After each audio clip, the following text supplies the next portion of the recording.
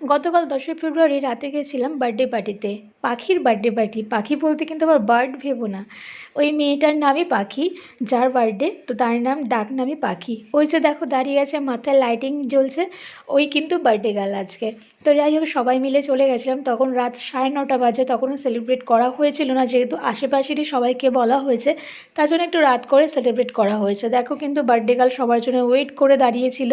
আর এই যে দেখো এখন কেক কাটিং করা হচ্ছে। এখন প্রায় 9:45 মতন বাজে।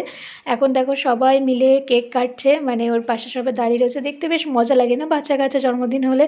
তো আমি কিন্তু নিমন্ত্রণটা আমার ছেলের সোর্সেই পেয়েছি। এখনও যেহেতু ছোটো, তাই ওকে একা বলতে পারবে না, তার জন্যে আমি ওর সাথে গেছিলাম, মানে আমাকে দিয়েই বলা হয়েছিল। তো তার জন্যে গিয়েছিলাম। ও যখন একটু বড় হয়ে যাবে তখন ওই একা যাবে নিমন্ত্রণ বাড়িতে।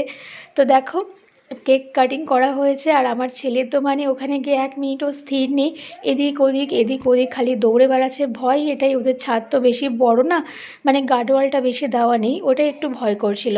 তার জন্য ওর পিছনে খালি দৌড়ে বেড়াচ্ছিলাম। আমি, আমার 2 মামি যা পাশের বাড়ি গেছিলো, টুম্পা মামি, পম্পা মামি, তিতলি, কুল্লু, সবাই ওর পিছনে দৌড়াচ্ছে। এই যে এখন 10টা ওভার হয়ে গেছে, এখন দেখো সবাইকে খেতে বসিয়ে দিয়েছে। আমি কিন্তু আগেই বসে পড়েছি, কিন্তু আমার ছেলে প্রচণ্ড জ্বালাচ্ছে।